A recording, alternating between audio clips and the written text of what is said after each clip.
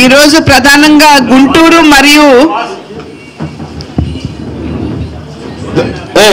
చిత్తూరు జిల్లాల నుండి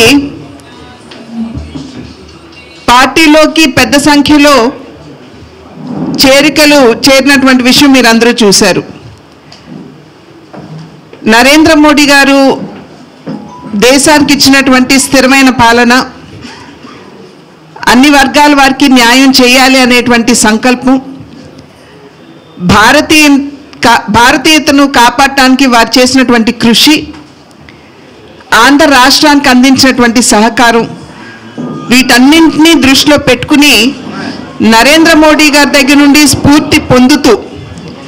ఈ పార్టీలో కనుక భారతీయ జనతా పార్టీలో కనుక మనం చేరినట్లయితే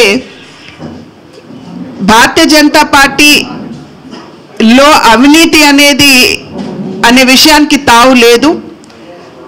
అదేవిధంగా కార్యకర్తలకి పెద్దపీట వేస్తూ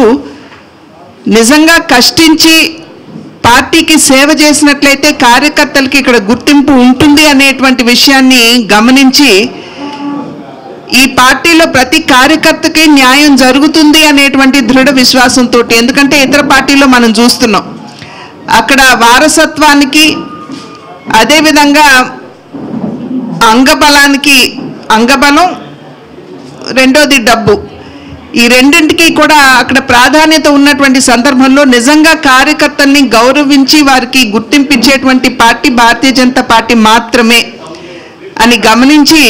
ఈరోజు పెద్ద సంఖ్యలో చేరికలు జరగటం మనమందరం గమనించినటువంటి విషయం.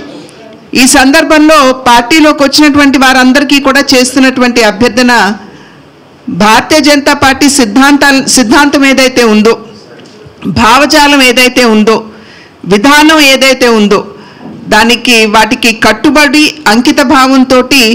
మీరు పార్టీని బలోపేతం చేయడానికి మీ వంతు కృషి చేస్తారు అని చెప్పి గట్టిగా విశ్వసిస్తూ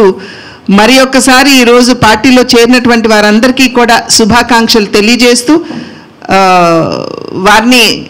సాదరంగా హృదయపూర్వకంగా పార్టీలోకి ఆహ్వానిస్తున్నాను.